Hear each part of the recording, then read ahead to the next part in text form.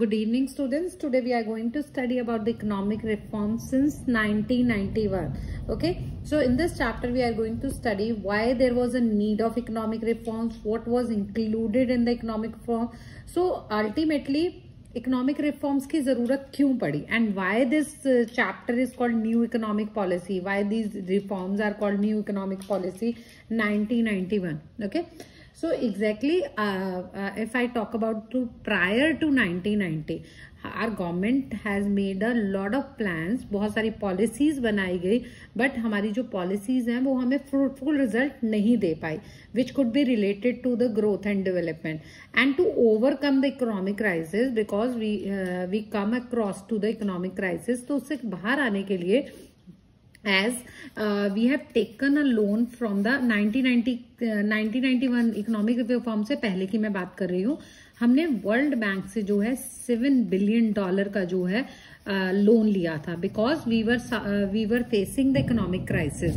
Okay, so when we have took the loan from the World Bank, तो उन्होंने एक condition रखी. Okay, so they are agree to give us the $7 billion, but they said that we India has to change some policies. Okay, हमें कुछ अपनी policies change करनी थी, और वो पॉलिसी क्या थी कि we should be more liberalise. Okay, more globalisation should be there.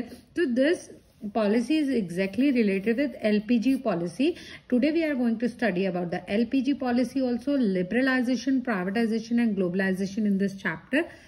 तो वर्ल्ड बैंक में जो हमने लोन लिया था उसकी वजह से जो है आपकी that's why it's called new economic policy, क्योंकि हमने पूरी की पूरी जो हमारी 1990 से पहले की जो पॉलिसी चल रही थी, जो हमने पढ़ा भी है, आपको याद हो लास्ट चैप्टर्स में हमने पढ़ा है कि that is export promotion. We have studied about the export promotion and import substitution.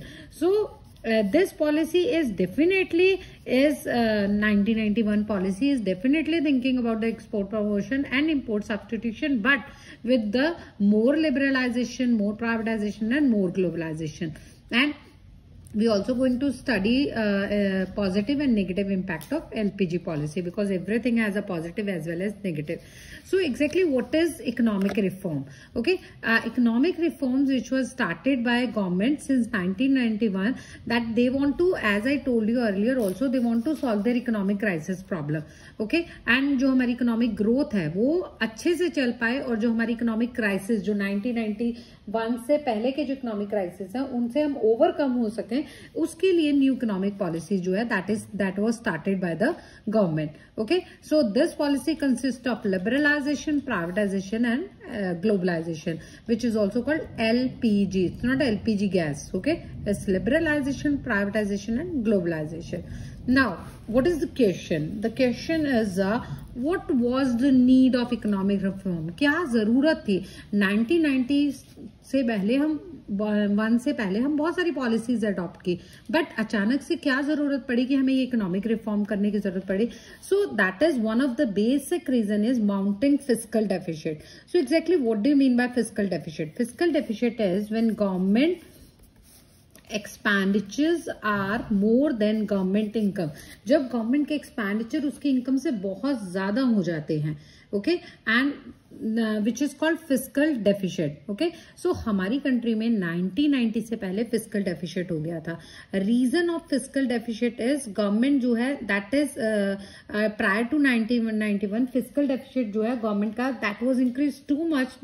Reason was that is the increase in the development expenditure. जैसे गवर्नमेंट ने अपने एक्सपेंडिचर जो है फ्लड विक्टिम को नॉन प्लान एक्सपेंडिचर जिसे हम कहते हैं, ठीक है, एक्सपेंडिचर ऑन एडमिनिस्ट्रेशन जो आप डेवलपमेंट एक्सपेंडिचर कहते हैं, तो गवर्नमेंट ने इनमें बहुत ज्यादा खर्चा कर दिया था. बट गवर्नमेंट को जो रेवेन्यू है, रेवेन्यू कहां से मिलता है गवर्नमेंट को? टैक्स से. पर गवर्नमेंट का जो टैक्स है वो उस अमाउंट में नहीं आ पा रहा था. ठीक है, so revenue from taxation that was very low. और जो हमारे पब्लिक सेक्टर है, गवर्नमेंट को पैसा कहां से आएगा? रेवेन्यू से आएगा, टैक्सेस से आएगा, और कहां से आएगा? पब्लिक से. पब्लिक जो गवर्नमेंट की पब्लिक कंपनीज हैं. But the income from public sector that was also very not very high. That is जितना हमारा एक्सपेंडिचर बढ़ रहा था उसके अकॉर्डिंगली जो पब्लिक इनकम है, जो गवर्नमेंट को अपनी कंपनी से जो इनकम आ रही है वो उस अमाउंट की नहीं हो रही थी. सो फिस्कल डेफिसिट जो है वो डे बाय डे बढ़ रहा था, एंड पब्लिक बोरिंग जो लाइबिलिटीज है वो काफी ज्यादा बढ़ गई थी, ठीक है। तो हमारी इंडियन इकोनॉमी जो है that was in a debt trap. और if I talk about in 1991 जो अमाउंट ऑफ इंटरेस्ट लाइबिलिटी है वो हमारा 36.4% ऑफ जीडीपी हो गया था। So to overcome from this fiscal deficit, इस फिस्कल डेफिसिट से बाहर आने के लिए हमें एक रिफॉर्म की, एक पॉलिसी की जरूरत थी, and that was called a new economic policy 1991। Second is adverse balance of payment. Balance of payment क्या है? Which is called a inflow foreign exchange. Okay, so there is a inflow as well as outflow of foreign exchange. Inflow मतलब जब हम export करते हैं तो foreign exchange हमें मिलता है, पैसा हमारे पास आता है, और जब हम इंपोर्ट करते हैं तो हमारी करेंसी दूसरी कंट्री में जाती है। तो हमारा जो इनफ्लो फॉरेन एक्सचेंज है वो काफी कम था। It means the balance of payment is that is the difference between inflow and outflow of foreign exchange. जो हमारा आउटफ्लो फॉरेन एक्सचेंज है वो काफी ज्यादा हो गया था इनफ्लो ऑफ हमारे इनफ्लो से, ठीक है। मतलब हमारी इकोनॉमी में पैसा कम आ रहा था, करेंसी कम आ रही थी और ज्यादा जा रही थी। 1990 से पहले जो हमारा एक्सपोर्ट है that were less due to poor quality of domestic good, और इंपोर्ट जो है हमने बहुत सारे टैरिफ्स एंड कोटाज लगाए, बट उसके बावजूद भी हमारा इंपोर्ट जो है वो ज्यादा होता जा रहा था और एक्सपोर्ट कम होता जा रहा था। और ultimately balance of payment that was increase from ₹2214, okay, that was 2214 crore in 1980 and 81, जो कि इंक्रीज होकर हमारा हो गया 17,367 crore in 1990 and 91। So you can check it out over here कि बैलेंस ऑफ पेमेंट जो है वो कितना इंक्रीज हो गया 80s में और 90s में। सो हमारा बैलेंस ऑफ पेमेंट जो है वो बहुत एडवर्स इफेक्ट दिखा रहा था। That's why we need a economic reform. Third one is gulf crisis. Gulf crisis जो है इराक वॉर हुई थी 1990 और 91 में, और ये वॉर किसकी थी? पेट्रोल की, ओके, जिसमें सदम हुसैन जो है he ordered the occupation of Kuwait in early August 1990, okay, he wants to take over the Kuwait, okay, क्योंकि वो चाहता था कि उसका जो पूरा का पूरा कब्जा हो जाए, ओके। सद्दाम हुसैन जो है ही वांट्स कि उसका पूरा का पूरा जो है कब्जा हो जाए आपके इराक के, क्योंकि ईरान और इराक के पास सबसे ज्यादा ऑयल है, सबसे ज्यादा तेल है, ठीक है। तो वो चाहता था सद्दाम हुसैन कि वो उसको अटैक करके कुवैत को भी अपने कब्जे में लेना चाहता था, क्योंकि वो ही don't want to work under the USA. तो वो चाहता था कि वो खुद की अपनी मोनोपोली करे, और उसने जो है उस वजह से जो है एक गल्फ क्राइसिस हुआ, ठीक है। तो जिसकी वजह से prices of petrol shoot up हो गए, ठीक है। इंडिया ने जो है बहुत सारे रेमिटेंसेस मिले उन्हें गल्फ कंट्री से, बट उसके बावजूद भी गल्फ क्राइसिस का इफेक्ट जो है, देखिए कोई भी कंट्री में अगर कुछ भी नेगेटिव या पॉजिटिव होता है ना, जैसे अगर बिडेन जीता या डोनाल्ड ट्रंप जीतता तो हमारे ऊपर उसका इफेक्ट अल्टीमेटली पड़ता है। ऐसा नहीं है कि कंट्री में कोई भी जीते, नरेंद्र मोदी जीते या राहुल गांधी, कोई भी जीते तो हाँ दूसरी कंट्री पे इफेक्ट नहीं पड़ता, डेफिनेटली इफेक्ट पड़ता है, क्योंकि हर एक पॉलिटिशियन की, प्राइम मिनिस्टर की, प्रेसिडेंट की अपनी पॉलिसीज होती हैं। तो अल्टीमेटली जो इनका इराक वॉर हुआ था उसका इफेक्ट हमारे इंडिया पर पड़ा। That's why we need a economic reform, okay. Next is poor performance of public sector unit, okay. As you know very well that poor performance, that public sector is a very lethargic sector, okay.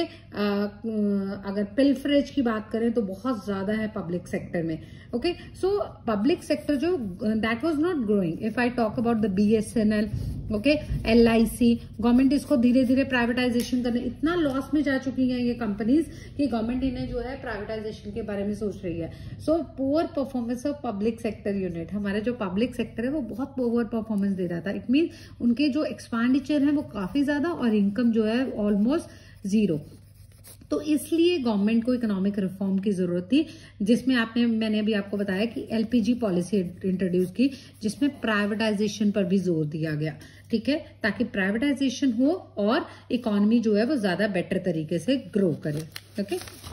Next one is rise in the prices. Rise in prices that is called inflation, okay. Inflation, what is inflation? That is rises in prices, that is अब rise in prices क्यों होता है, prices क्यों rise करते हैं, that is because of increase in the demand. Okay, जब demand बढ़ती है तो प्राइजेस बढ़ते हैं.